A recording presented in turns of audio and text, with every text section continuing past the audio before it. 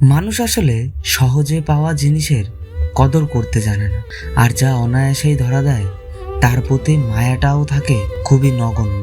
তুমি ভেবেছ আমি তো আছি, আমি কোথাও যাব না, আমাকে অবহেলা করলেও আমি ছায়ার মতো তোমার পিছু ছাড়ব না।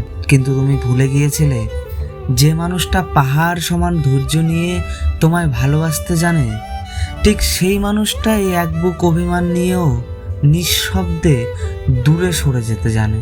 সহজে পাওয়া মানে এই নয় যে আমি মূল্যহীন ছিলাম, বরং এর মানে ছিল আমি তোমাকে এতটাই বিশ্বাস করেছিলাম যে নিজের চারপাশটা উন্মুক্ত করে দিয়েছিলাম। আমার এই সহজলভ্যতা তোমার কাছে আমার গুরুত্ব কমিয়ে দিয়েছে। একদিন হয়তো তুমি বুঝবে সব পাওয়া পূর্ণতা দেয় না, কিছু সহজে পাওয়া জিনিস আসলে জীবনের সবচেয়ে দামি আশীর্বাদ ছিল। যেদিন আমার শূন্যতা তোমার চারপাশটা খা খা করবে, সেদিন হয়তো আমায় খুঁজতে গিয়ে দেখবে আমি আর সেই পুরনো জায়গাটায় নেই, আমি হয়তো সেই মানুষটা আর নেই।